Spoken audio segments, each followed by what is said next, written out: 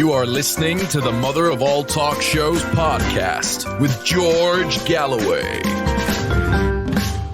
Well, 2023 will be dominated by the NATO war against Russia, as indeed 2022 was. From February 25 until this day, there is no bigger story anywhere in the world, and its shadow has loomed over all political, economic, social, and cultural developments of the previous 12 months, and that is not going to change. How do I know? Because the head of NATO, a tailor from Norway called Stoltenberg, or something like that, has just actually announced pronunciamento just before I came on the air that the Ukraine war is going to last a long time.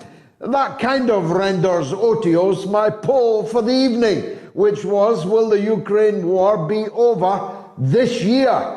My vote would have been no in any case, although thousands of people have been voting, and it is a close-run thing, at least until the tailor from Norway spoke. If NATO say it's going to be a long war, that means it is, because it is NATO that has made the war in the first place. Not in the last 10 months, that's absurd. Only a fool now clings to that canard. But in the last 8 years, perhaps in the last 14 years, NATO has been determined to use Ukraine as a cat's paw against Russia. And that cat's paw's claws turned toxic, and it was inevitable, ineluctable, that Russia would intervene. As NATO may well have wanted them to do, that is a distinct possibility. What they cannot have wanted was for the inventories of the NATO powers to be empty on New Year's Day, for that is what they are.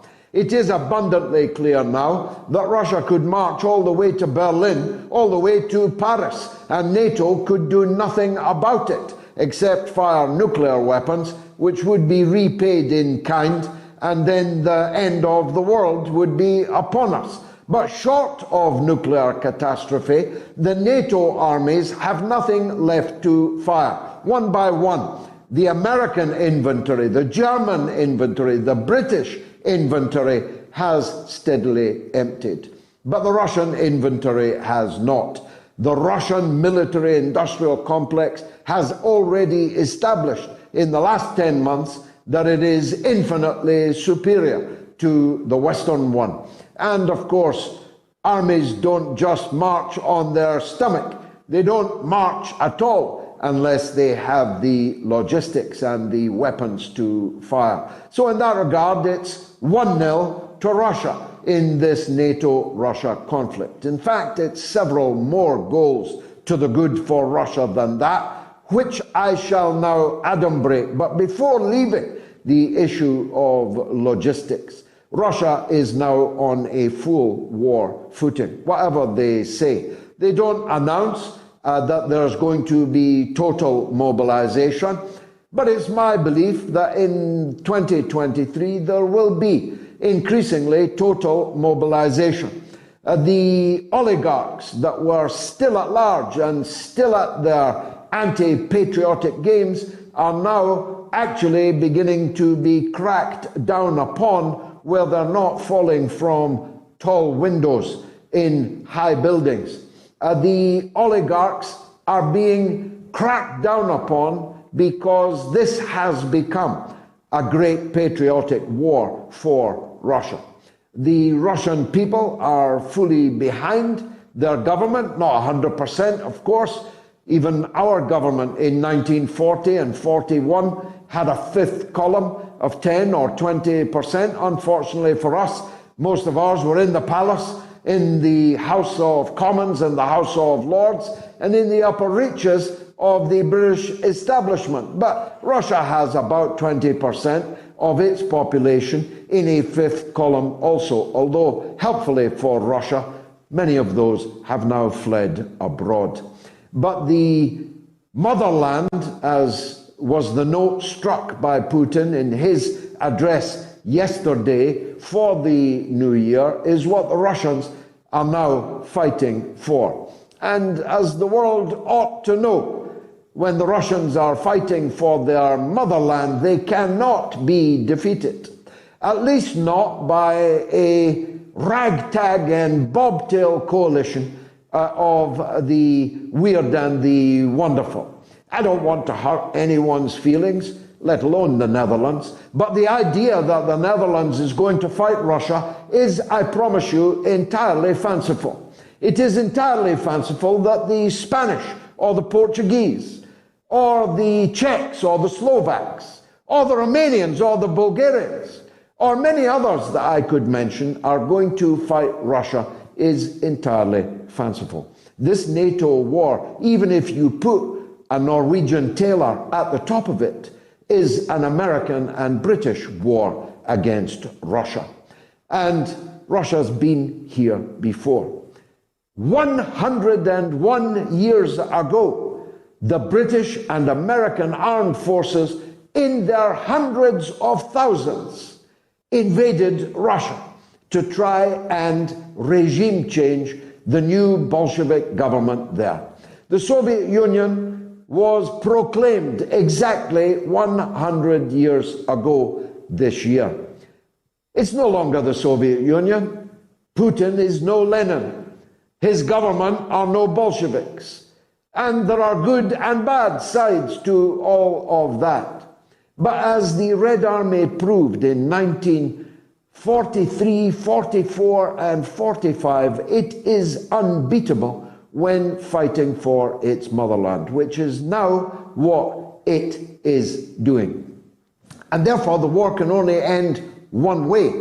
It will not end, in my view, this year, but it can only end in a complete Russian victory, and every day that goes by means that the terms of that victory get harder to bear for the coup regime in Kiev and its international patrons.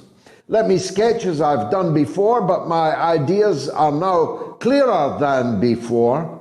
Russia will take all of the east of the Ukraine, all of the south of the Ukraine, and will link up with Transnistria, liberating it from its limbo, from its purgatory of neither being one thing nor the other, being Russian but not Moldovan, being not Moldovan and not Romanian either. Transnistria and the south of Ukraine will be one entity, along with all of the east of Ukraine, which will all become part of Russia, leaving a rump and landlocked Western Ukrainian state increasingly prey as Medvedev, the new sage of the Russian government, who knew I never fancied him at all before, but he's one of the few who are publicly laying out what is something approaching a vision for not just Russia, but his anticipation of what's going to happen to the rest of us. The Western Ukrainian rump landlocked state will be increasingly prey, says Medvedev, to Hungarian and Polish depredations, both of whom have their eyes on ancient lands of theirs that only thanks to the aforementioned Bolsheviks were ever in Ukraine in the first place. Only thanks to the Red Army were only ever in Ukraine in the first place. So that Western Ukrainian rump, like Kosovo, will be a permanent cross to bear for Western taxpayers. And because those Western taxpayers are going to be forced to continue the self-harm, the harikiri, the economic suicide of their own economies in the name of fighting Russia, the taxpayer that's shouldering that cross will be increasingly unable to do so. So that Western Ukrainian rump will become an armed camp, just like Kosovo. It will be activated from time to time, just like Kosovo is being activated right now against Serbia and against its big brother Russia. and the stage is set for a long war. It will not, perhaps, be an all-singing, all-dancing war, an all-encompassing war of attrition, at least not once the South and the whole of the East has been liberated from the government in Kiev.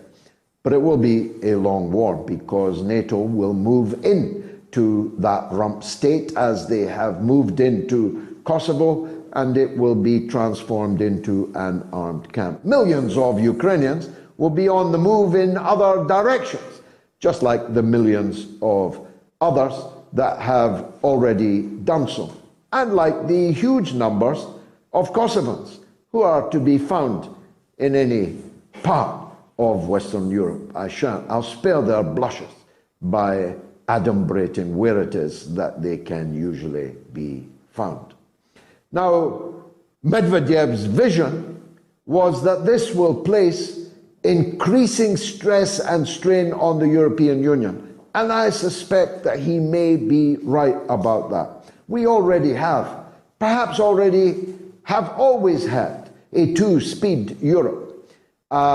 Franco-German and in the past Anglo core of the EU with a lot of satellite labor exporting countries around it, net beneficiaries of a central treasury based in the German banking houses, in the great chancery of Berlin.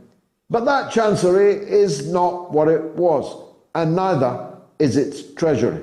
And so the appetite of the now Franco-German core of the European Union to continue carrying everyone else is considerably diminished and may disappear altogether, depending on what happens in Germany.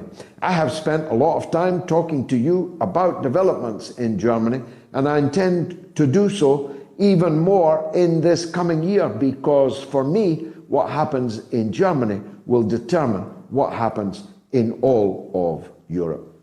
In Britain, we are in the SH1T. We have had more prime ministers, chancellors of the exchequer, home secretaries and foreign secretaries than even I, a political junkie, could possibly remember without an autocue delivering it extempore to you down this camera. Our political class is shot through. You could measure it by the knighthood that was given this very day to somebody called Chris Bryant. You can search him on the internet. You'll find him in his underpants on some gay dating agency. You'll find him in the list of apologia given for offences committed against parliamentary protocol, defaming people and having to apologise for it. You'll find them in lots of murky corners, Sir Chris Bryant.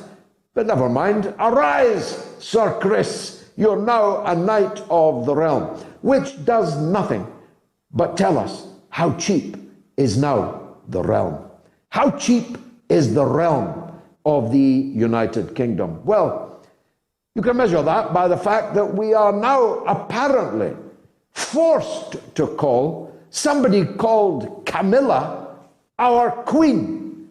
Although she isn't the queen, although she is in fact the queen consort, whatever that means, probably means that she consorted with the man that is now the king behind his wife's back for many years and played a considerable role in driving the actual Queen of Hearts, Lady Diana, completely mad. It was Camilla what done it. She drove her completely mad, and you could say, therefore, contributed to her unfortunate demise in a tunnel in Paris. This adulteress was herself married and the mother of several children during all of those years that she carried out her sordid affair with the man who is now the king. He wanted to be her Tampax. Other brands are available, but you ought to know that it is a sanitary precaution that women of a certain age insert into themselves when menstruating. He was caught on tape describing how he wanted to be Camilla's Tampax. That's how cheap is the realm. But these are merely the fripperies of the realm. The real realm is in Whitehall and in Westminster, and that realm has never looked more threadbare. I'm going to predict to you that the British government will collapse in the course of 2023, and that we will have a general election, and that a block of wood called Sir Keir Starmer, already tried and tested for roadworthiness by NATO, by the EU, by the United States and the ruling elite, and found to be entirely trustworthy. He is their pick. They cannot accept this Johnny come lately, Rashid Sunak, as their prime minister, because Rashid has no political strength, neither in his own party in parliament, and let me tell you, his current rating in the public opinion polls in the United Kingdom. Rashid Sunak today commands the support, loyalty, and voting intention of just 19% of the British people. I warned the Tories when they got rid of Boris Johnson. He was the only man that could have saved their bacon. Thank God they got rid of him. But don't think that Keir Starmer is going to make any difference to you. Our economy is in a nosedive, the bottom of which cannot yet be viewed. The British economy is almost in free fall, and it isn't going to improve. Our workers are on the cobbles, demanding that they must minimize the wage cut that their employers are currently offering them. That can only grow, and the anger can only grow when the billions that could have been spent on our own workforce, on our own nurses, on our own railway workers, on our own labour, are handed over to a cross-dressing pornography actor called Vladimir Zelensky. The rest of the public has not yet caught up with this diminutive, dwarfish figure. They do not yet know that he has made off with their prize. But in the course of 2023, they're going to find out good and proper. And they'll probably find out first here on the mother of all talk shows.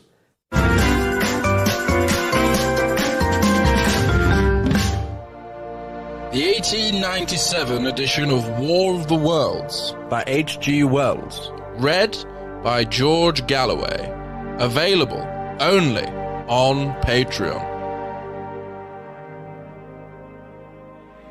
The cylinder was artificial, hollow, with an end that screwed out. Something within the cylinder was unscrewing the top. Good heavens, said Ogilvy. There's a man in it, men in it, half roasted to death, trying to escape. At once, with a quick mental leap, he linked the thing with the Flash on Mars. The thought of the confined creature was so dreadful to him that he forgot the heat and went forward to the cylinder to help turn. But luckily, the dull radiation arrested him before he could burn his hands on the still glowing metal.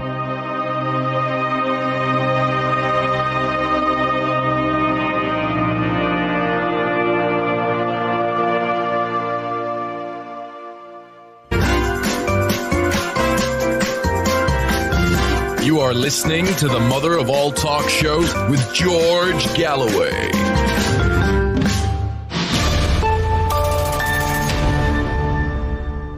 Well, you can listen to The War of the Worlds by H.G. Wells, narrated by me, on my Patreon page, patreon.com/George Galloway. A big hello to all of my supporters on Patreon. You've been with me through the darkest days, and I will never forget you. And I will constantly replenish the content that is coming your way.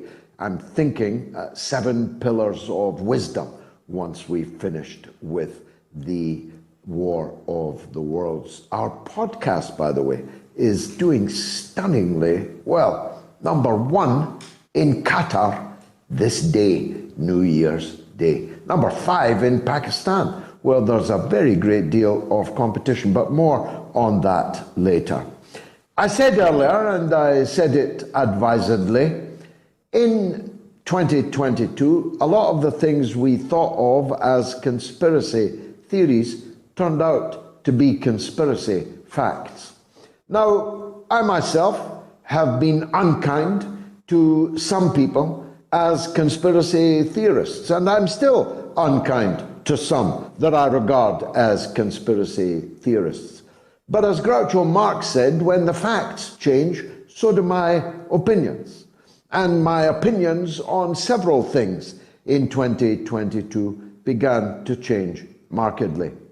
One thing that has not yet changed is my attitude to 9/11.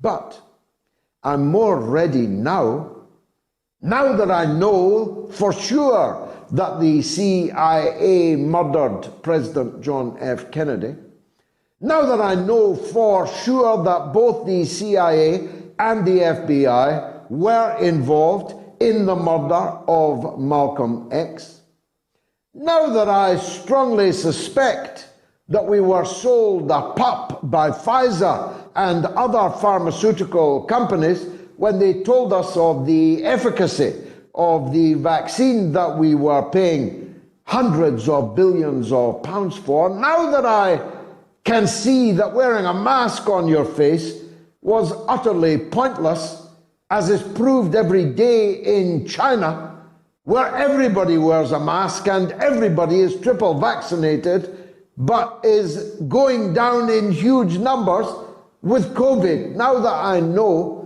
that many of the things that we have been told were untrue, I'm ready to listen to my next guest with unusual attention, because he is from a lawyers' committee.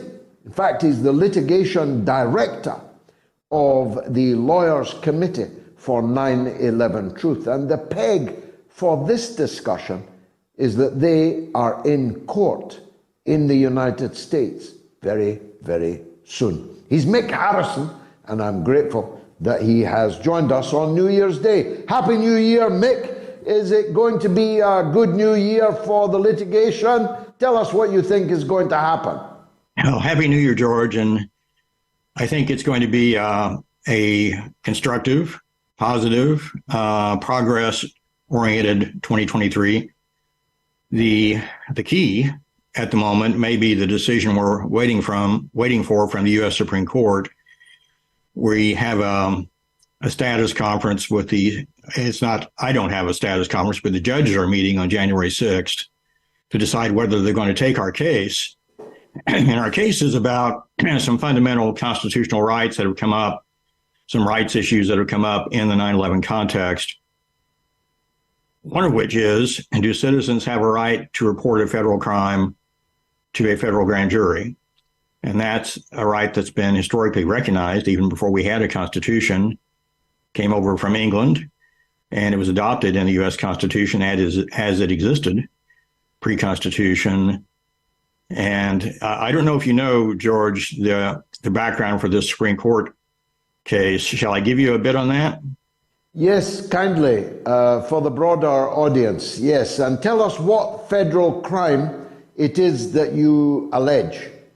Well, the crime that we allege, and in my view, as a public interest lawyer of 30 years, in my view that we have proven, is a bombing crime. It's a crime that involves use of explosives at the World Trade Center on 9/11, which explains the complete collapse of 3 World Trade Center buildings on 9/11, which pretty much everyone has seen on television by now, if only in a replay.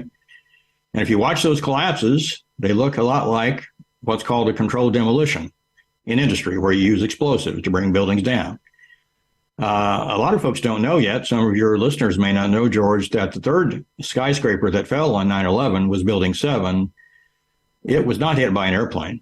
The other two towers, everyone knows, was hit by an airplane. Some people dispute that. I don't, and my organization does not. But what we dispute is the reason the buildings fell down. And if you look at our petition to the grand jury, which we gave to the U.S. Attorney in New York, it goes through eyewitness testimony of first responders, trained professionals, firefighters, police, and so forth, these folks reported sights and sounds of explosions on 9/11. It goes through the finding from laboratory analysis of the World Trade Center dust, which shows explosives, high-tech explosives in the World Trade Center dust, a number of other anomalies that have been documented, even documented by government studies, that show there had to be extreme temperatures at the Trade Center on 9/11, which in fact were measured on 9/11. When I say extreme, George, I mean very high temperatures, much higher than jet fuel can create, much higher than building contents create when they burn. So, but even though we felt like that evidence was dispositive on the issue of use of explosives, when we submitted our petition, we were just asking the U.S. Attorney to deliver it, meaning to hand it to the grand jurors so they could make up their own mind. It's sort of like you said at the beginning. You know, we should keep an open mind. Sometimes conspiracies turn out to be real, sometimes not. It depends on the evidence. And my organization is a follow the evidence, follow the law organization.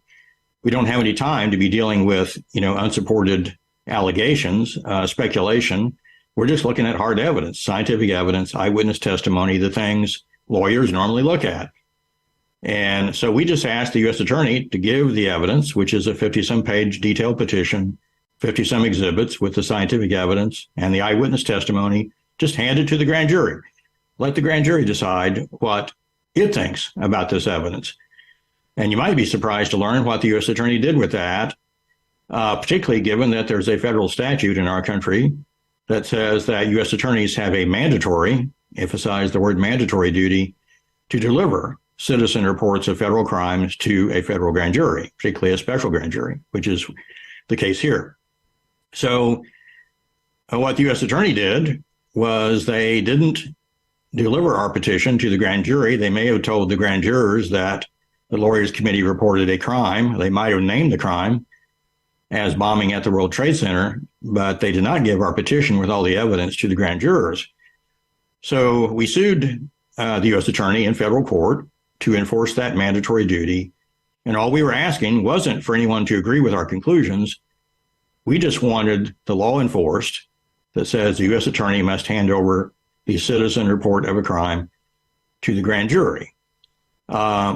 Surprisingly, the district court decided that not only my organization, but another organization, Architects and Engineers for 9/11 Truth, a nonprofit as well as mine, and family members who lost family members on 9/11, and first responders, some of whom were our co-plaintiffs, that none of us had legal standing to ask the court to decide the question.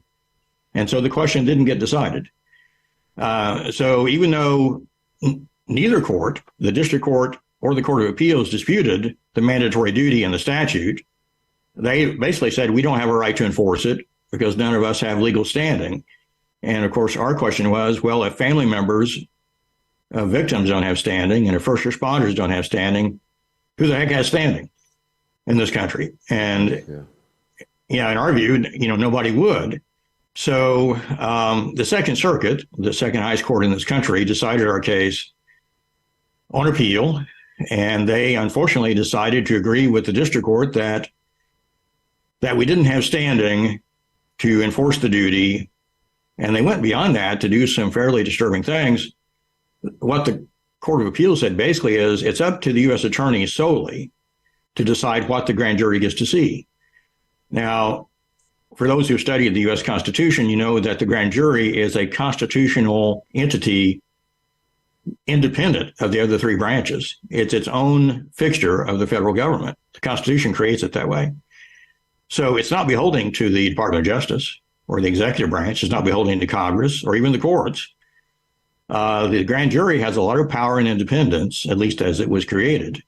If you look at the Second Circuit decision, if it isn't reversed by the Supreme Court, as we're asking, we're going to be in some difficult times here because the independence of the grand jury may have effectively been eliminated by this decision. And what that means is, and I expect you know this, George, that the grand jury was intended initially to protect citizens from political prosecutions by a rogue government or rogue government officials. So they just wouldn't go after their political adversaries and put them in jail on some false trumped up charge. Grand juries are supposed to protect against that. You can't get an indictment without a grand jury signing off on it. That's an important protection. But if the grand jury only gets to see the evidence that the U.S. attorney wants the grand jury to see, the grand jury isn't independent at all. It's just going to be a handmaiden to the Department of Justice. Well, look, Mick, you've certainly persuaded me a very somber resume of what would appear on the face of it to be a ludicrous contention that you don't have standing if, as you say, a family member bereaved by 9/11 has no legal standing to advance this petition. Who does? The answer would have to be nobody does. Only the government does, which, as you say, renders the grand jury process null and void. If the Supreme Court means anything, if the word supreme means anything, you might get some relief there, no? We hope to, and that's the way the system is supposed to work. The Supreme Court is supposed to be the ultimate defender of the Constitution, and there's an even more fundamental problem with the Second Circuit decision on the standing issue in this case, and that is, it wasn't just that the Second Circuit decided we didn't have standing to enforce the statutory duty on the U.S. attorney to report the crimes to the grand jury. Disturbingly, the Second Circuit also decided that our right to submit a petition to any branch of the federal government under the First Amendment, the right to petition for redress, didn't give us standing to complain that the Department of Justice interfered with our right to petition. And it did so because it blocked the delivery of our petition to the government entity for which it was intended, the grand jury. And that's what's called a catch-22, isn't it? Pretty close. There's no way out the way the Second Circuit drafted it. Citizens are never going to get their evidence in front of a grand jury under the Second Circuit's view unless the U.S. attorney wants the grand jury to see it, which means it supports whatever political position the U.S. attorney is taking at the moment, which is what we're supposed to be avoiding by grand juries. So in this country, for decades, the Supreme Court has been very clear: when a constitutional right is violated, the victim of the violation, whether it's First Amendment or Fifth Amendment or any right, has the ability to go into federal court and ask the court for a remedy and to order the violation corrected. That might seem like, obvious and necessary law to enforce the constitutional rights, and it has been for decades in this country until now. And the Second Circuit decided that even though we were exercising a First Amendment right, well, actually, I shouldn't say that. Even though we asserted we were exercising a First Amendment right, the Second Circuit essentially said there is no right under the First Amendment to petition a grand jury, even though it's an entity of the federal government. Yeah. You could be forgiven, Mick, for becoming disheartened on this. And yet, as I said in my introduction, I'm going to infer that you are, roughly speaking, my age, not that much younger, in which case, if I'm right, you have seen a situation where the official story about Jack Kennedy's murder has fallen apart to such an extent that it isn't even news anymore when someone like Tucker Carlson, with great eloquence and power, accuses to camera the American government themselves of having killed their own president. So it's the monolith that you're describing as the U.S. attorney will not be a monolith forever, perhaps. Well, we're not giving up on the fight to enforce the Constitution and change, how shall I say, the politics that have created this problem. The problem you articulate, and Tucker is a little late to the game on the JFK assassination, which has been, a subject of citizen concerns for decades in this country. A lot of evidence to support that position. I personally, unfortunately, agree that the evidence points to a conspiracy. Congress actually found there was a conspiracy in that assassination. A lot of folks forget that. My organization is focused on 9/11 issues, so we haven't taken a position on JFK. But here's the problem. It's not just, 9/11, and it's not just the anthrax attacks which followed 9/11, which a lot of folks have forgotten about, which also brought more fuel to the fire for the war machine to go to the endless war on terror. There have been a number of instances of violence used against the government and government officials in the United States. Assassinations come to mind, but they're not the only instances. The anthrax attacks were another example. 2 weeks after 9/11, anthrax, a bioweapon, was sent through the mail, and the targets of those mailings included 2 U.S. senators, and those 2 U.S. senators happened to be the ones holding up the rushed passage of the Patriot Act. And they almost were assassinated. Fortunately, they were not by those anthrax letters. So, and, there are some other examples. My organization isn't addressing them yet, so I won't talk about them in the moment. But let me just say there's a pattern here of unremedied, unprosecuted, violent crimes against the government and government officials in the United States. 9/11 is part of that pattern. JFK is part of that pattern. There are folks out there that if they don't get their way, they think still that might makes right, and they can use violence to get their way, including in the United States. Perhaps particularly in the United States, but that's for another day. My last point, Mick, and I'm grateful for your time. The JFK murder was, for me personally, as a person of Irish Catholic background who loved JFK, was of very great significance. But 9/11 is of far greater significance. The killing of Kennedy did not lead to war throughout the world. 9/11 did lead to war throughout the world, which continues to this day. It led to the war on terror, which led to the rise of ISIS, the strengthening of Al-Qaeda, the alphabet soup of Islamist extremism. It led to terrorism exploding all over the world. It led to the reduction in liberty in your own country and in mine.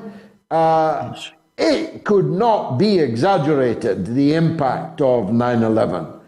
And therefore, if it turned out to be that 9/11 is not the story we think it is, it's incalculable what the impact of that would be, isn't it, Mick?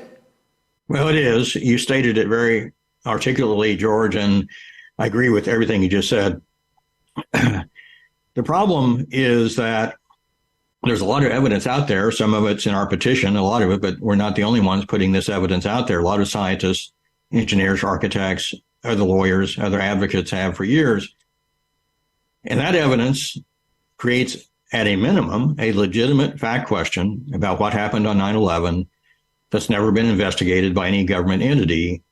And even if you don't agree with our petition and our position that the evidence scientifically is dispositive, and we think it is, it's one of those Sherlock Holmes things where, when you eliminated the impossible, whatever remains must be the truth. Well, the scientific evidence eliminates everything else. So explosives, incendiaries had to be used. So the question is so huge, as you stated correctly, that even if there's only a doubt that we might be right, the grand jury needs to see this evidence and decide for themselves. Congress needs to do its own investigation, which is never fully done. And, the worst case here is pretty severe, the worst possible case. And it deserves an investigation that is equal to the severity of the problem that you have articulated. Mick, Ice Fury, one of our viewers, asks, are there any high-ranking, standing or retired military officers, New York firefighters, or NYPD who would join this petition? I think the answer to that is yes, in regard to high-level military, although to my knowledge, none have done so yet. We do have some firefighters, New York firefighters, who joined our petition already. One of them was a fire and commissioner. Police officers also? Let me think about that. Possibly. Sorry, we have. You were telling me about the fire commissioner. And the fire commissioner, Chris Joya, is actually one of the co-plaintiffs in the case that's now in front of the Supreme Court. So he was there responding after the attacks at Ground Zero, as were his colleagues. He lost a lot of friends, as many folks did, in those attacks. And he has had the courage to speak out on the issue and has joined our litigation. I'm very honored to consider Chris my friend and colleague at the moment. There are a lot of firefighters who are concerned. A lot of your listeners may not know that the fire department in New York took testimony from over 100 firefighters, I forget the exact number, after 9/11 to preserve their testimony. And the testimony was preserved, but it wasn't released. And then the New York Times sued under the Freedom of Information Act and acquired all those first responder testimonies, and they're now available if you know how to find it on the New York Times website. And a lot of those folks say, I saw what looked like an explosion. I heard sounds that looked like an explosion. Some of them even said, it looks like what you see on television in a controlled demolition. Some of the firefighters said that as their impression in the moment as they watched the collapse of the buildings. That's, in a normal case that wasn't politicized, that would be pretty significant evidence of a bombing crime. Well, look, Mick, thanks. When you get the result, we'll return to it. When do you expect to hear the Supreme Court decision? Well, we're hoping in January. The Supreme Court, of course, follows their own schedule, not mine. And they're meeting January 6th to discuss the case, and I'm sure a number of other cases. I expect after they do the discussion, they won't take them long to make the decision. But it's possible the Supreme Court may invite the government to respond to our petition, which has not happened yet. The government declined initially to respond. So if the government decides to respond, that may take an additional few months. January 6th, an auspicious date last year, and this. Thank you very much indeed, Mick Harrison of the Lawyers Committee for 9/11 Truth. I don't know about you, I actually find that a very fascinating treatise on a subject that might very well become the biggest subject on the planet. Now, you heard me say at the beginning that my New Year resolution is to get Moats America on the air on Friday nights, probably around, I don't know, midnight UK time, so 7 p.m. Eastern. Although these are movable coordinates, the most important thing is to provide a dedicated Moats in America. We'll do all the back shop. These will be the same phone numbers. We'll do everything that is, as it were, behind the screen, but I won't be the presenter. The presenters will be from a panel of some of the best Americans that we have had on Moats over the last 200 episodes, and you know who they are. They'll fix the guests, they'll choose the guests, and they'll ask the questions. But it will still be recognizably Moats. It'll be Moats America. If you want to help us get that on the air, here's what you have to do. You can donate now if you're watching on YouTube, and if you are, please subscribe to my YouTube channel and like this show. you can go to the super chat mechanism and make a donation. It's as simple as that. And that fighting fund will help us get Moats America onto the air. If you're watching on Rumble or Getter or Twitter or Facebook, then please go to our website. That's moats.tv. And our website has a donate button there, which you can use, and even make it a recurring donation. I'm only asking for $1, €1, £1. I think I'm worth it. On line one is Joe in New Jersey on Donald Trump. Go ahead, Joe. Hey, Happy New Year. Happy New Year to you, brother. All right, same to you, man. Best wishes to you and your friends and your family and all of your audience. Your audience has got to be a group of good people, of audience of goodwill, and best wishes to all those, man, the people who stand and for truth and want to hear truth and the voice of the people that's suppressed by all the other media networks.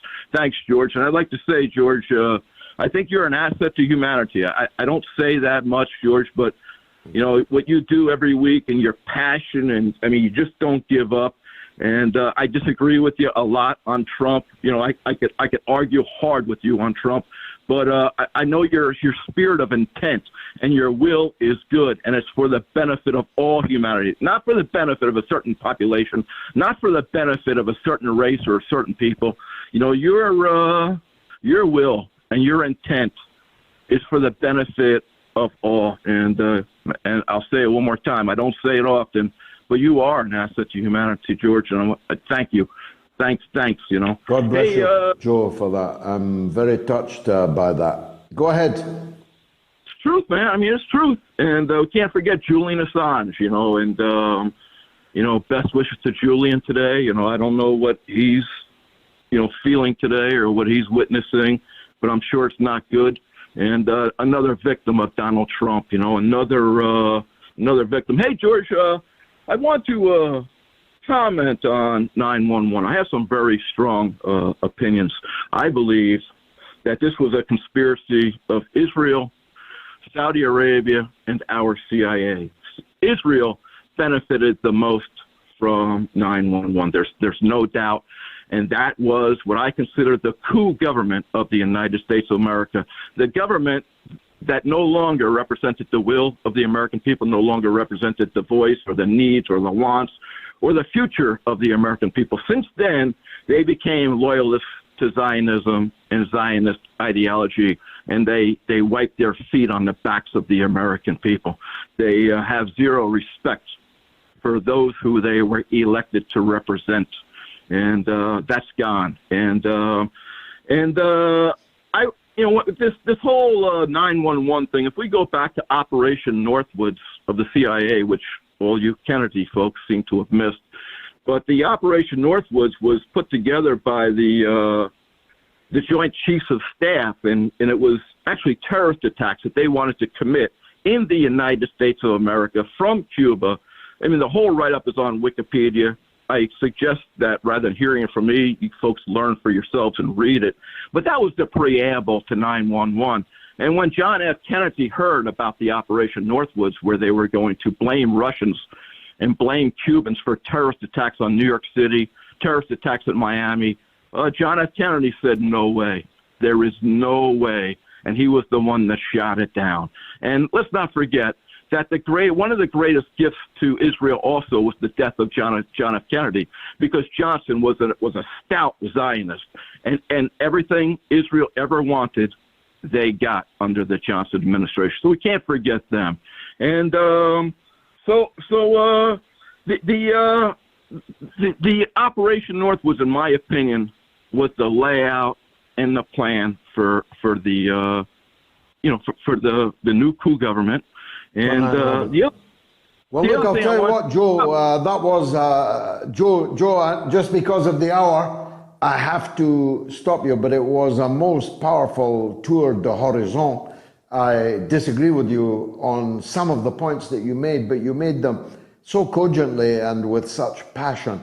I didn't interrupt you, and now it is the hour, and therefore I need to take a quick break, after which it's my good friend Faran Fronczak from the front line in the good old US of A. My good friend Faran Fronczak is a journalist and radio. You are listening to the Mother of All Talk Shows podcast with George Galloway. Journalist and broadcaster is sincerely to undersell her attributes. She's one of our most popular American guests, and undoubtedly, if we can afford her, will be one of the presenters of Moats America once we get it up and running. And I'm glad to say, although she was meant to be with us last week, that she's here this week in all her glory. Faran, Happy New Year to you. Thanks very much. You're looking fantastic, I must say. Just tour the horizon as we open the new year in the United States. How does the political lie of the land look to you? So 2023, starting out with a bang. On Tuesday, you have the new Congress that's going to be swearing in, and they, on Tuesday, are also going to be voting on who the House Speaker will be. For those that don't know, across the pond here, the Republicans took back the House with a 222-seat majority. Kevin McCarthy, right now the House Minority Leader at the moment, you need about 218 votes to secure that House speakership position. There are 5 Republicans, namely from the Freedom Caucus, saying, nope, we're not voting for you. So he has literally less than 48 hours to try to sway those votes back to his favor, because if he doesn't get the majority, then it goes to the Democrats, and essentially the Democrats could, bring in a new speaker and take the helm. So as far as the political landscape, pretty rocky ground, George. Starting 2023 off really well. So tell me, explain to non-Americans, what is the Freedom Caucus? What's their problem with McCarthy, and who would they prefer in his place? So, it's interesting, but members of the Freedom Caucus, big notable names you would know would be like Marjorie Taylor Greene, Rep. Matt Gaetz down in Florida. You have Jim Jordan. Senator Lindsey Graham used to somewhat be a part of it when Trump was in town. He's not really anymore. He's actually back with the moderate Republicans that always side with the Democrats that do as well. The basically not a party, just the elite party again. So the swamp is back alive and well, obviously. But the Freedom Caucus, they are very much, came on the rise of Donald Trump. And we're very much about, getting things done, being very pro-conservative on a lot of different issues, balancing the budget, not a lot of spending. And as far as who they want, they have floated Jim Jordan, who is a Republican from Ohio. He's on the House Judiciary Committee. If you've ever had the time to watch a congressional House Judiciary hearing, Jim Jordan was the guy, especially during the Hunter Biden laptop stories and stuff, where he would be just drilling people that were testifying before the House Judiciary Committee. And another notable one was Trey Gowdy, who recently had left. But it was those two on those committees that would really hammer down those that were testifying. So they've floated Jim Jordan. They've also floated the House Minority Whip, Steve Scalise, which, if you don't know, there was the congressional baseball game a few years back, and he actually was one of the congressmen that was shot and survived. So they've talked about him. The problem with Kevin McCarthy that they have, George, is that they think that Kevin McCarthy, since it's the Freedom Caucus and they kind of were pro-Trump, they don't like the fact that it seemed like he sold out Trump or that he didn't defend him enough. And they also don't like the fact that they just don't think he's a strong enough candidate. They don't think that he's going to be able to tell the Democrats, no, there's a new sheriff in town, this is how it's going to be. Kevin McCarthy kind of taking that role of, well, we need to compromise in order to get things done. When I say far right, I don't mean like alt-right. I'm saying like the far fringes of the right, because the Democrats and Republicans right now, they're fractured. You have the far left Democrats, the far right Republicans. Those two outside groups do not like compromise anymore. Whereas the folks in the middle, or that elite ruling class, they're all about compromise and literally getting nothing done. So this Freedom Caucus wants stuff done immediately. They already have a number of investigations that they're pulling forward the day of on January 3rd. One of it being the Hunter Biden laptop investigation. Where did the COVID virus come from? Biden's dealings with Ukraine. They have about 6 different investigations that they're opening up day one, January 3rd. So this Freedom Caucus wants to get stuff done. I can't wait. I can't wait. I can't wait for those investigations. Yeah. Presumably a deal will be done. They'll be talking turkey and carving out pork out of the barrel and so on as we speak, because it's inconceivable that a pro-Trump rump is going to allow the Democrats to take back the speakership of the House. So either McCarthy has to step down, or these 5 will be bought off, don't you think? Well, and that's one of the things that Kevin McCarthy is actually offering is before, in order to have a Speaker of the House step down, it had to be a member of the leadership that would ultimately bring it to the floor for a vote. Kevin McCarthy, to get those 5 votes, has been saying, hey, I'll switch the rules, because that rule was put in place by Nancy Pelosi, the Democrat. Kevin McCarthy saying, hey, you know what? If you vote for me, I'll make it so that it doesn't have to be a leadership position. Anybody can bring it to a vote to have the speaker removed. So that's kind of one of the concessions that he's been trying to make. Whether those 5 Freedom Caucus members are going to bite, TBD. We'll find out Tuesday. Absolutely. Now, you mentioned Trump. We're only viewing him from afar and only intermittently, because he's actually been surprisingly low profile over here. So here's my guess. It's probably wildly wrong that Trump's light has dimmed a little. Is that yours? It's interesting. Like I was mentioning before, the Republican Party, as well as the Democratic Party, they've fractured to either pro-Biden or he's too old, get him out when it comes to the Democrats, and bring in some fresh blood, which is why Nancy Pelosi stepped down as House Speaker. You also have on the Republican side, those that are still very much pro-Trump and call everything that's been going on with him, for example, the latest January 6th House committee hearings and their final report that was released last week, calling it just this, since he started, this witch hunt. And then you also have the Republicans that are saying, you know what, he's just too controversial. The country is starting to kind of find some level of normality. Let's bring in somebody new. A lot of people talking like a Ron DeSantis, talking about a Tim Scott of South Carolina, a number of different people, including one of them who ran for governor, Darren Bailey for Illinois. There's talks of him floating his name out there to see, what he could do now that he has moved since to Chicago to study Chicago corruption, my hometown. It's very corrupt, makes DC look like it's just child's play. But it's one of those things where you have a lot of other people that are talking about putting their hats in the ring, but I don't think we're going to start seeing a lot of people jumping in the race until this summer, and they're just going to be poll watching every single day until we hit, May or June. Of course, there's always the possibility that Trump could run as a third-party candidate. I saw that referred to the other day, but he would only do that if he felt that it was going to be too much of a struggle to get the Republican nomination, wouldn't he?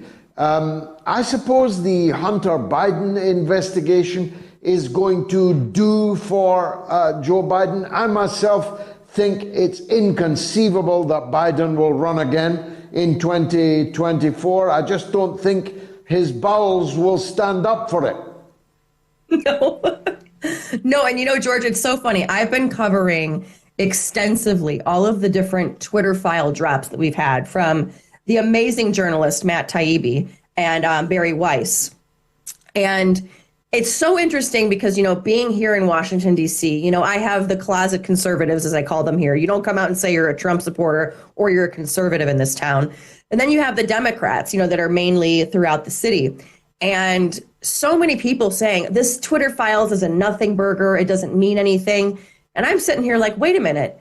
This was a pretty big platform that silenced a lot of people. Yes, okay, it's a private company, but it's also a town hall of sorts. And the game has changed when it comes to social media.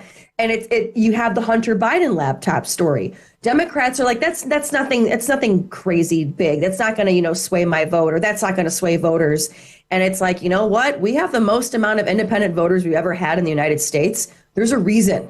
They're not telling you how they feel. And that's why, the polls are always wrong, because people don't really want to come out and talk to you and tell you how they really feel. But from what I'm seeing with many, many people, when I'm like, hey, it's safe to talk to me. How do you really feel? They're like, I'm sick of the corruption. I'm sick of it. So a lot of the powerful elite need to remove head from sphincter and realize the American people are getting real sick of it. Now, tell me this. We're both active Twitter users. And full disclosure, I have a legal case against them, which in February will reach its next stage. Far from being a nothing burger, it seems to me that these Twitter files expose corruption on the grandest of scales. It turns out that Elon Musk bought the company from the FBI and the CIA. It was nothing more than an organ of the U.S. security state. And that's one of the things. It was a quote that I heard, because I can't even take credit for it. I can't remember who said it. It might have been Matt Taibbi, where he said, Elon Musk didn't purchase a social media company. He purchased a crime scene. And when you look at how the FBI, I mean, you were talking before with the guest about the 9/11 truthers and different conspiracies like JFK. And, we all know, like we saw with Gulf of Tonkin, a number of different conspiracies that have been proven that we're not all crazy. Here you see, everyone's been saying the FBI's in with social media. The FBI's in there. The FBI's in there.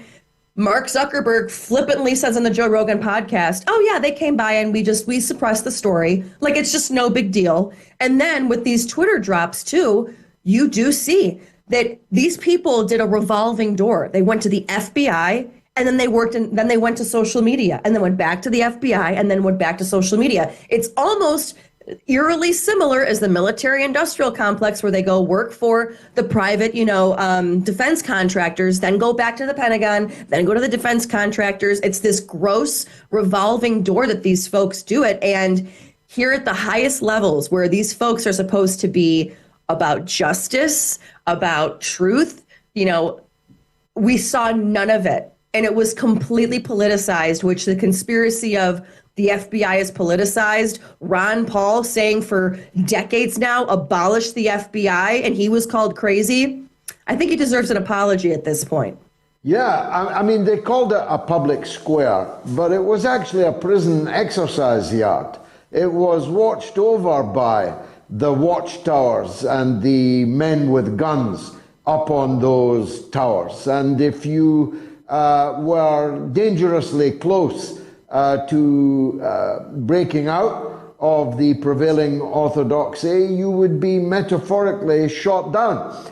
And the numbers of ex-spooks of various kinds that were literally employed by these companies, we only know, thanks to Musk and Taibbi and Vice, we only know what we know about Twitter. We know next to nothing about Facebook and YouTube and all the other social media platforms. But it turns out it is the biggest job creation agency in history for former CIA, FBI, security officials of various kinds. They go through that revolving door and sit in an office policing what the rest of us can say or read other people saying.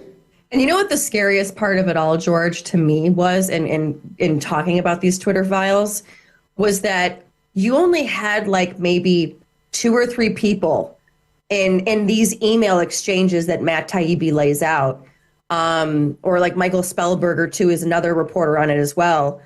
1 or 2 people being like, do you think we're overstepping our bounds? Like, do you think this is not okay? You even had progressive leader Ro Khanna emailing Vijaya Gotti, who was the head of legal, being like, you suppressed the Hunter Biden story, which he would be the one that would want it to be suppressed on party lines. But he's like, you are taking this way too far, and you're suppressing the oldest news organization here in the United States, one of the oldest, founded by Alexander Hamilton, a founding father, and you're suppressing this story. And it's just, no, I'm sorry, we don't see the First Amendment the same way. And here it's like these people just blindly followed what the FBI wanted, what the CIA wanted, and rarely did you see any little pushback. And you see, like, how was it that a company like this not only gets this big, but also gets this brainwashed on the inside just by these, 80 FBI employees that were working there? It's just, it makes you think, like, are we doomed with humanity that there was only a few, like, people saying, or is this not okay? And that to me was the scariest part of it all. And props to those who have come forward, and one of them even saying, I was the one that pushed back, I was the one that questioned, because it's probably not a safe position to be in right now. I mean, we've heard what happened with JFK. Very scary position to be any kind of exactly. Mm-hmm. Your car might just suddenly start accelerating and the brakes don't work. Faran Fronczak, as always, thanks very much for joining us. Glad you've got your voice back, and we'll see you Thanks, again George. soon. Thanks for joining us. Now, Faran, who's Faran Balanced on Twitter, has just donated $20 on the Super Chat. Thank you very much, my dear. Let me take a quick break, and then I'll take your calls.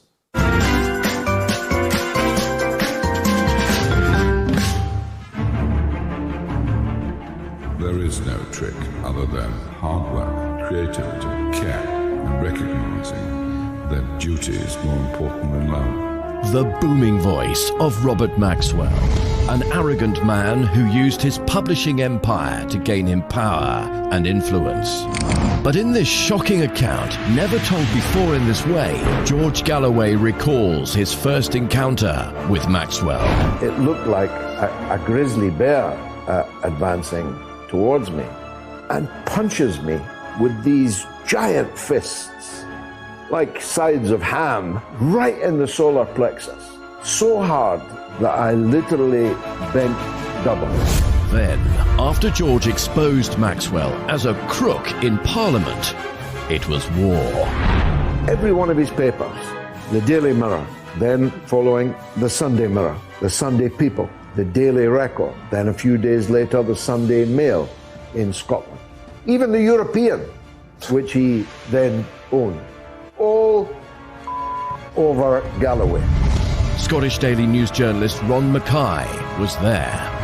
Every night, presumably when he had a drink in him, he would boom over the tannoy about the cretins, the fools. The majority of the workforce believed that he would take it over and their jobs would be secure. But of course he didn't. He just disappeared. And then... The millionaire newspaper publisher Robert Maxwell is dead. What really happened? Did Robert Maxwell jump, or was he pushed? It could be that he went out to, as he did, micturate over the side of the boat.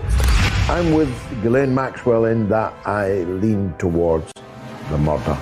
This is Maxwell, the monster. You said, what is my secret? I will let you and your viewers know what it is. I'm not attached to property. Consequently, losing or gaining it means nothing to me.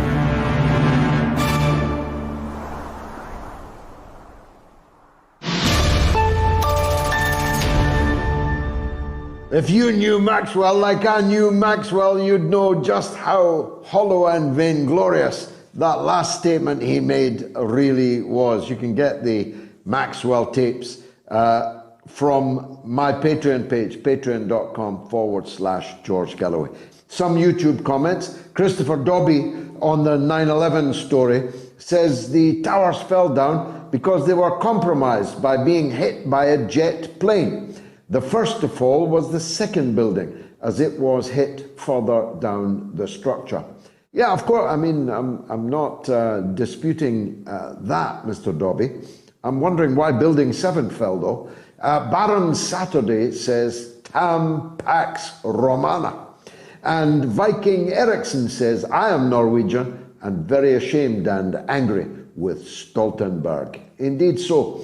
And Uzi 1mm says, those of us who warned the left about Starmer before and even in the months after the leadership election were dismissed as tinfoil hat cranks. No longer, I can say. Damola Adeyeye says, not that I'm a royalist, but it's a tall order to predict the demise of the royal family within 12 months. Even King Charles can't manage that.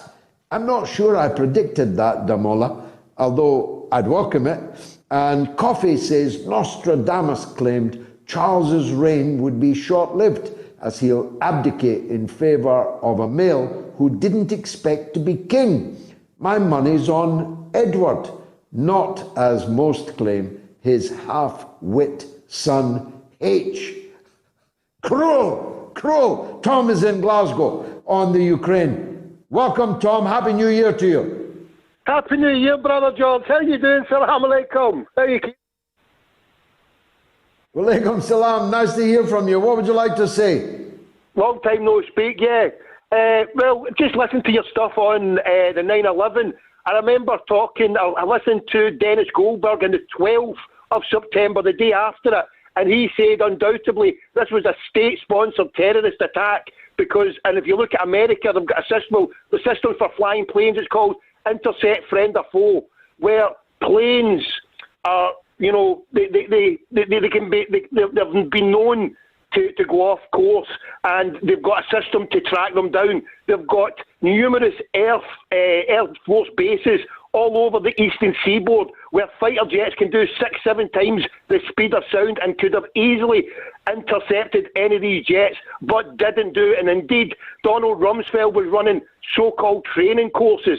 And then if you look, that there was documented evidence that weeks before it, that there was a company in doing maintenance work there, how first responders, who many of them have died sadly after it, stated that they heard pop, pop, pop, pop, pop, pop. 3 buildings came down, 2 planes hit the buildings. If you look at the Pentagon, on the 10th of September, Donald Rumsfeld said $2 trillion has disappeared from this building. If you look at the damage that happened in Lockerbie over 10-mile radius, if you see the damage at the Pentagon, where did the wings go to? If you see the stupid evidence they gave of it was a missile that came in because it couldn't possibly be a jet. There's so many questions that have to be asked. I mean, on your old previous thing you were on, George, I was on from way back then, over 20 years, and if they can kill their own president in broad daylight and get away with it, these people have the chutzpah of the devil. And I've been saying for over 20 years, and George, I'm happy that you've changed your tune, because I remember back in the day saying about it. I changed my tune about the independence. I'm now against independence. It's good to hear that you're on the side. I mean, if you look at, and all player, and fair play to you, because the lies and the deceit that is given out about Ukraine is just despicable. How the Nazi brigade in there, once again funded by America. You can look at George W. Bush's grandfather, Herbert Bush, bankrolled the Nazis to $30 billion away back in the day. America has been funding, and Britain as well, to try and take out the Russian state, the Soviet Union, for over 100 years. And the lies have been told constantly. How anyone can believe that the lies that come out from Britain and America, all power to your elbow, George, for putting people like Scott Ritter on. And me, I say, I've got an American grandfather. If you ever want anyone to stand in for you for your American show, I'd put my hand up, brother. I love you to bits. It's been a long time since I spoke to you. I've missed speaking to you. And God bless what you've done in this show, and keep it up, brother. God bless the Celtic. God bless you. I wasn't aware of who you were when I invited you to speak, but I'm jolly glad that we've remade our acquaintance. Tom in Glasgow was a regular caller throughout the near 20 years now that this mother of all talk shows has been running. Very, very nice to hear from you again. Let's stay in Scotland, but in the posher part, to Edinburgh, where Timothy wants to talk about Ukraine. Timothy, welcome. Happy New Year. Happy New Year, George. I've actually moved from Edinburgh. I recently came back down to Northampton, so unfortunately, Tom, Glasgow, Edinburgh can't have that inversion. Okay. All right. So. What I was going to say was, like, just so that people have kind of a concept of how the Russians view just normal, ordinary Russians view the conflict. It's that obviously they're pro-Russian, they're pro-special military operation. But I was talking to my granny yesterday, and it's just, obviously, it's a strain on the family. But the thing is, what people understand, okay, it's like about the length of it. It's like people understand that it kind of has to drag on because of all the things that are happening outside of it. So geopolitically, like decoupling and the like from the US and the de-dollarization and everything, that these things take time because these are all structures that have to be reformed, and that's a bureaucratic process and so on. Yeah. However, fundamentally, the hurt is that it's like, but we're dying. We're getting killed. And what she was saying was that yesterday there were 83 or so soldiers being returned from Ukrainian hands, and then she's like, oh yeah, on TV they're saying, oh yeah, woohoo, they're back, and there's this whole fanfare and so on. But then they're crying, they're without legs, they're tortured by the more barbarous elements of the Ukrainian armed forces. And again, I won't compromise myself too much on but again, it's like knowing people who are fighting. It's obviously scary, and then it's the frustration is that it's like why is it that it's us that are having to suffer? And obviously, it's like there's economic fallout in here, but it's like but the lives that are being lost. Well, whose are they? Where it's like well, obviously it's the Ukrainians, but that's one thing. But it's like again, it's like we're having to be sacrificed again, and then obviously here people absolutely not understand. Like when I was in Edinburgh, I had a Russian flag outside my window. It was luckily not subjected to too much abuse. I only had to wash it a couple of times from the eggs thrown at it. But it's just, I don't know, it's, about the lies being peddled by the state in terms of the Ukraine. And it's just, well, I think it's a diminishing, thanks, Timothy. It's a diminishing return, though. If you measure in January 23, the support for the Ukrainian narrative compared to any time from February 22, it's vanishingly small now.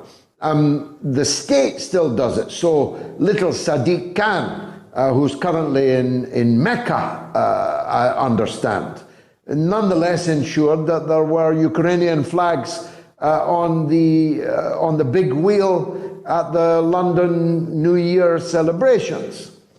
But there's no Ukrainian flags in Mecca or in Saudi Arabia or anywhere in the Arab world or anywhere in Africa or anywhere in Asia or anywhere in mainland Europe other than the official flags of government and local government, sometimes the police force.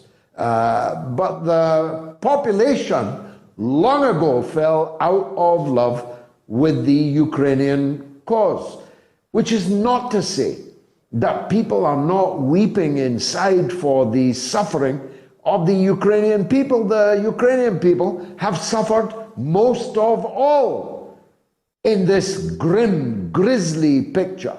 The Russians also have suffered.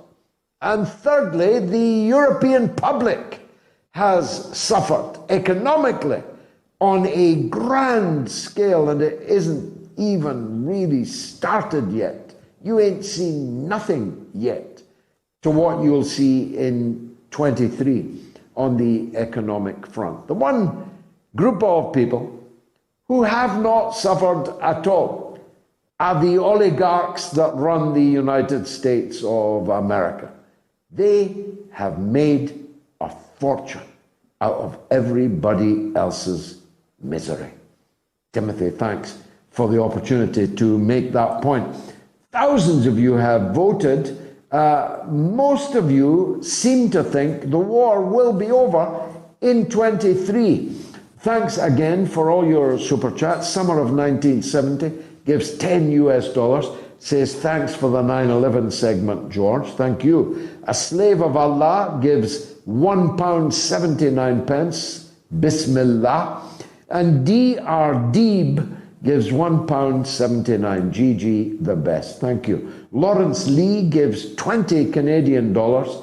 Ronwell Nagales gives $2 and wishes us all a happy new year. And the Vinyl Dreamscape gives $199. We need your voice, George. Farzana Razvi gives $199. Cyril O'Reilly gives $20. We may be related. Cyril O'Reilly is my late grandfather's name. Happy New Year, says Cyril. Peter Teichmuller gives 20 Canadian dollars, says Happy New Year from Canada. I've been spreading the word to my friends about your show. All the best to you and yours in this new year. And Linda Petit gives £10 sterling. Thank you, Linda. Michael Jenka gives $10. 2022, 2023 in the bush. Hola Ebofin gives £2. God bless George. Happy New Year. Thank you. And Gerard White, wow, gives £50 sterling. Thank you, Gerard. I greatly appreciate that. And Justin Daniels gives €5. Just before 9/11, says Justin, some Israeli businessmen put money on those airline stock dropping and made billions. Watch loose change and the dancing Israelis.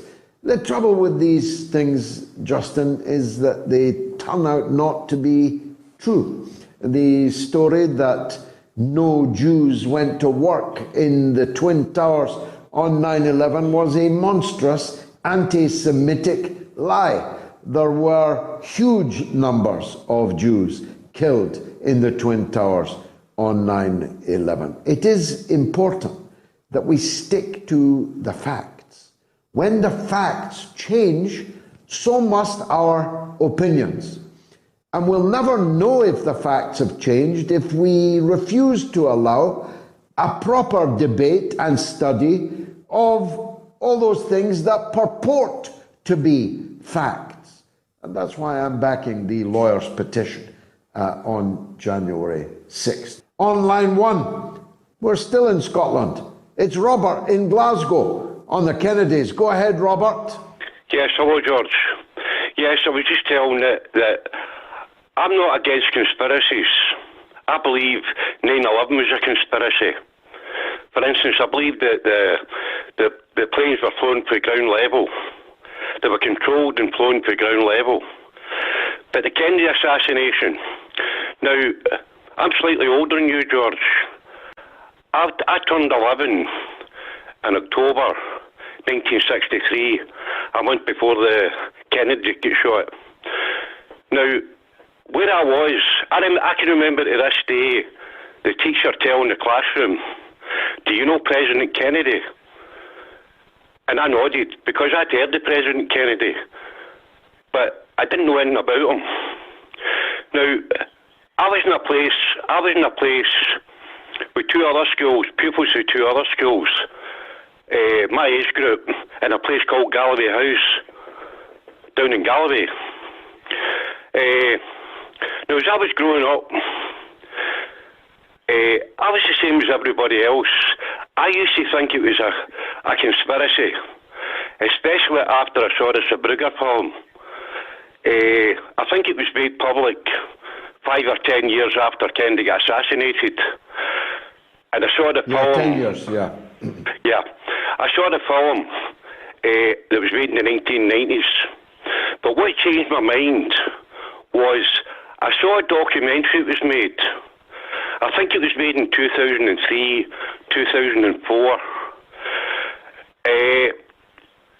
40 years after Kennedy got assassinated. Now, I think it said that the American government made this documentary, or they financed this documentary because they were that concerned about all the conspiracy theories going about. Now, in this documentary was the youngest member of the Warren Commission. There was a woman that worked in Jack Ruby's club. There was a ballistic expert, a forensic expert, and an expert in organised crime. There was also Lee Harvey Oswald's brother, amongst others. Now this documentary started off, this man had made a computerised, three-dimensional, one of these three-dimensional cartoon things that they made in the computer. I can't quite remember what the name it is, but it shows all around the area, all around the plaza area, and it shows round the car, above the car, it shows where Kennedy was sitting in relation to Connolly. His seat was placed slightly to the left of him. I think that was so that when Connolly turned round, he could see the president better, rather than sitting right behind him. Now it shows you the first bullet missed. The second bullet hit Kennedy's upper back, went through his neck, went through the back of Connolly, came out just below his nipple and hit his hand. The third and fatal bullet hit Kennedy in the back of the head and blew out the front of his head. They gave the angles of the shots. They went back, followed a straight line, and the two shots went straight back to that compository window where Lee Harvey Oswald was said to have shot him. That's where the bullets came from. Then he showed the Sabruger film. I don't agree with that, Robert. I don't agree with that. But finish your point. But the points you're making now about the ballistics are absolutely rejected by me and by many others. But go on. Okay, right. Then he showed the Sabruger film. Now, the first bullet missed, and he says, you see Connolly. He turns to his right because he thought he'd heard something. The second bullet that went through the two men. You see Kennedy slouching slightly to his left, and he's put his hand up. And at the same time, Connolly's lapel in his jacket is disturbed, and there's grimace in his face. And what he said was, both men reacted at the same time, and what he said was, the single bullet theory isn't a theory, it's a fact. Now, he also gave the time between each shot, and he said that was enough time to make each shot. And he must have been some marksman, this Lee Harvey Oswald. Yet there's no evidence at all that he was any kind of marksman in the slightest. I've got to press on, Robert, not because it's not interesting what you're saying, it is, but because there's a legend on the line. It's Norma in Bristol. Happy New Year, dear Norma. Hello, George. It's not too happy at the moment. I've got family illness on my relatives' side. It's very serious. But it's no good me dwelling on it. I just wanted to tell you about, Alice Mann died on Christmas Day. Can you hear me? God rest her soul. She was a good friend of mine. Yes, she was a good friend of mine. I knew she was, George, and I can remember at the Iraq War debate, she was the only woman MP in Parliament that actually spoke against it. And I had great admiration for her. She was in her 80s, and she was a very special person, you know? She was 85. She was a former nurse. She was an activist in the Nurses' Union, as was then NUPE, the National Union of Public Employees. She came into Parliament as a working class champion, as the salt of the earth, and she proved to be one of the most assiduous parliamentarians that I sat with over the nearly 3 decades I sat in the House. She was a gem, an absolute jewel of a woman. She, of course, as you say, opposed the Iraq War, the Afghan War, but perhaps with more difficulty. She was one of a hardy band of us that opposed the Yugoslav War in 1999. And she did it with such courage and conviction when there were only a few of us who withstood the propaganda. At least by the time we got to Iraq in 2003, there were a lot of us, Norma. But in the Yugoslav war, there was only Mr. Ben, our leader, me, Alice, and Jeremy Corbyn, and a few others that opposed that war. Even Ken Livingstone supported the Yugoslav war. Michael Foot supported it. Mark Seddon supported it. Tribune supported it. We were a hardy bunch, and Alice was one of the hardiest of us. Over to you, Norma. No, the funny thing is, Joe, I totally agree. I was quite upset when I read about that, although she's lived a long life. And the funny thing is, if you ever saw me, she looked a bit like me. Every time I see her face, I think, gosh, she doesn't have to look like me. Well, let's hope we'll all get together again on the other side, Norma, because if there's a heaven, Alice Mann will definitely be in it. And let's hope you and I get past the pearly gates. Thanks very much for the call. Sorry to hear about the illness in your family. May God strengthen all of you. Gerard in London says, 9/11, Building 7, all records of Enron destroyed. Well, Gerard, that's the first time I've heard of that. I'm not rejecting it out of hand because I don't know, but I've never heard that. Now, we're inundated with calls about 9/11. We'll try to get as many as possible on the air before 9 o'clock. Meanwhile, the super chats are flooding in. Red Cloud gives £4.99. Thank you. Golden Silence, $5. GG, never mind that Russia is dismantling the Ukrainian infrastructure. Ukraine turned off the lights so they can enjoy the stars at night. And Toy Chung gives Hong Kong dollars 158. That sounds like a lot. I hope it is. Thank you. Femi Okeni gives £5. Happy New Year to all the Moats family. Thank you, Femi. GDNPB gives $10, hoping all of the Moats people have a great 2023. Let's go to Melvin in New York, where it all happened on 9/11. Hi, Melvin, George. welcome back to the show. Happy New Year, brother. Yes, Happy New Year. So I'm going to start this off by telling you what firefighters used to be taught, okay, before 9/11. We were taught that fire burns up. That's why we were used to put triages, the medical areas in large buildings, in the buildings, okay? So in 9/11, when everything came down, you had a lot of people that got hurt for that reason.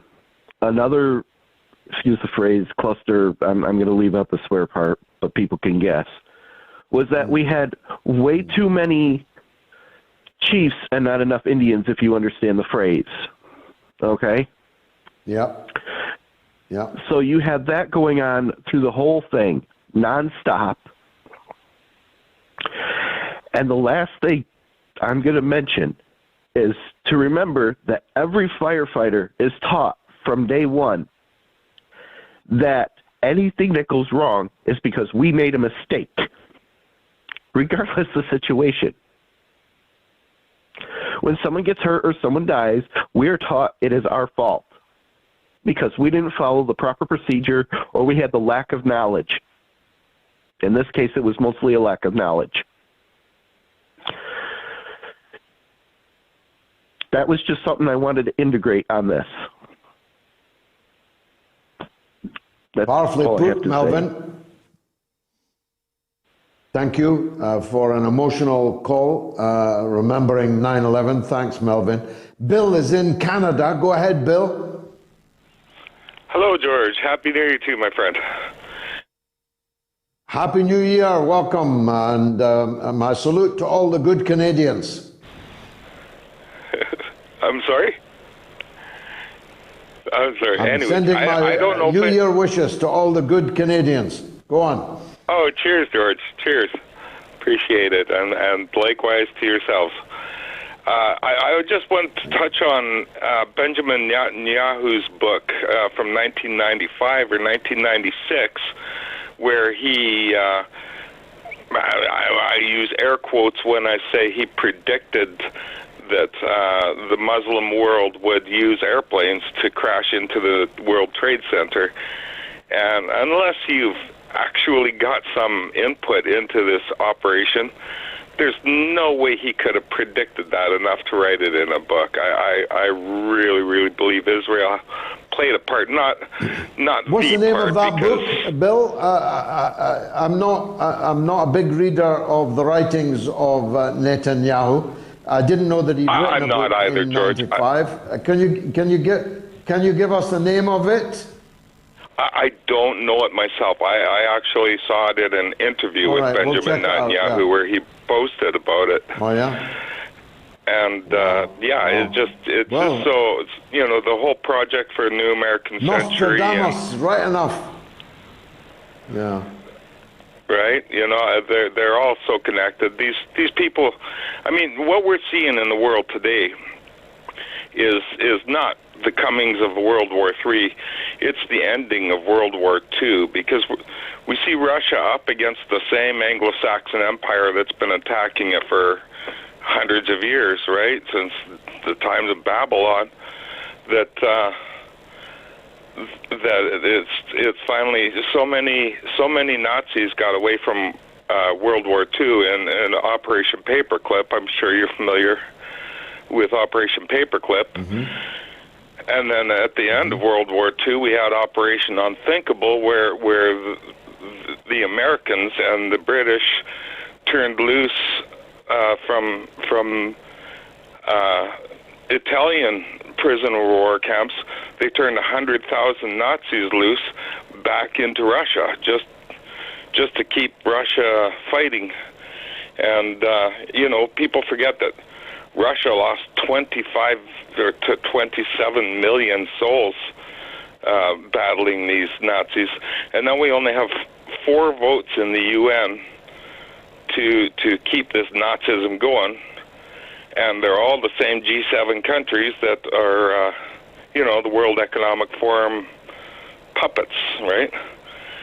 And I think Israel played an integral role in 9/11 with the remote airline technology that I forget his name.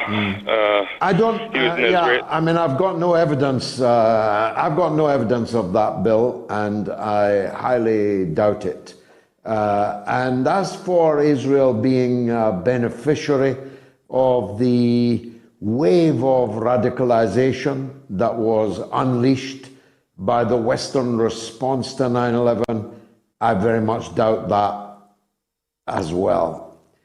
The truth is that extremism and fanaticism and hatred has swept the Muslim world and swept many Muslims in the Western world in a way which is deeply inimical to the interests of harmony and the interests of intercommunal relations and the interests of Israel. Israel is not safer today as a result of 9/11. So if they had been involved in it, it was a severe miscalculation on their part. People make miscalculations, so one cannot rule this out.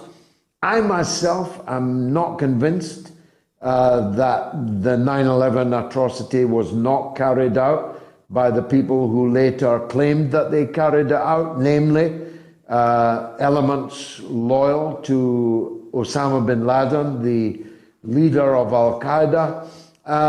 I'm not convinced that it is not the case that that is what happened. What I am convinced of is that there's a lot of things that we still don't know. And that number of things is looming larger in my mind now that I know the sheer track record of the power in Western countries of falsification, of conspiracy, of industrialized lying.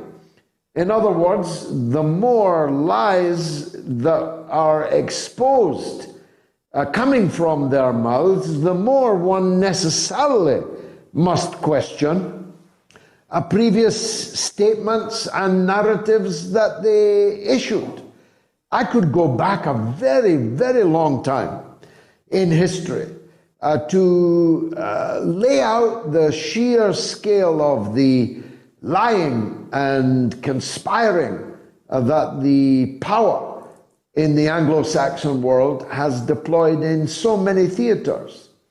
And the more I do that, the more I question 9/11, not because I don't believe that the people who seized the planes, and we know that they seized the planes, had no role in the events, but the more I wonder as to who else had a role in those events. I watched The Looming Tower on Netflix, one of the most powerful television series I've ever watched. I can't believe that these assassins were allowed to learn how to fly and to pay little attention to how to land a plane, only how to take off with one or how to take control of one. I find it impossible to believe that one arm of the United States security apparatus knew all about these Al-Qaeda elements and their relationships with the Saudi embassy, but didn't tell the other parts of the American administration. I cannot believe that. For to believe that would be to believe that America is run by children who cannot see the danger of well-known Al-Qaeda elements learning to fly in the United States of America. I can't believe that the anthrax attacks that our guest talked about earlier were not homegrown terrorist efforts. I can't believe that.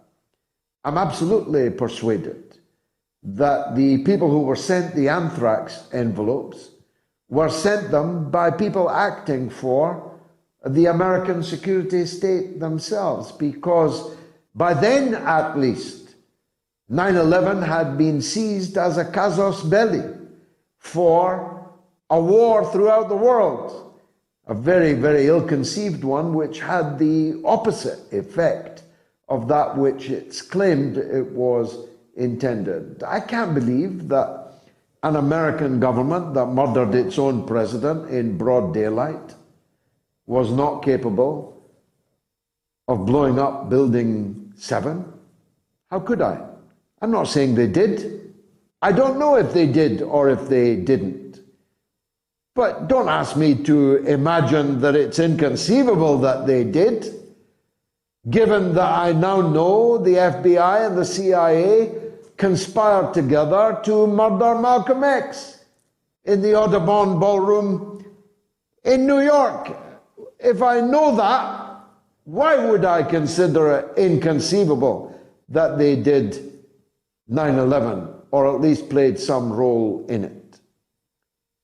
Why would I imagine that so much of the 9/11 report has been suppressed? Why would I imagine that the petition should not even go before a grand jury to decide whether it has any merit or not? Why would I believe an American government that used 9/11 to seize unto itself plenipotentiary powers, tyrannical powers over its own people, and grant them to the security state, a security state that is now deciding whether these words ever reach you or not at least on YouTube, Facebook, Twitter, Instagram, and other platforms on which I'm now talking to you.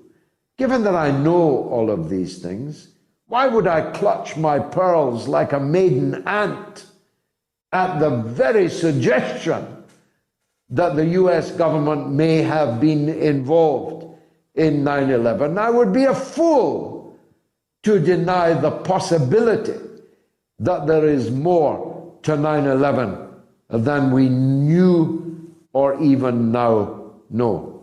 And whatever else I am, ladies and gentlemen, I ain't a fool. I'll be back, God willing, on Wednesday at 9 p.m. UK time for the midweek mother of all talk shows.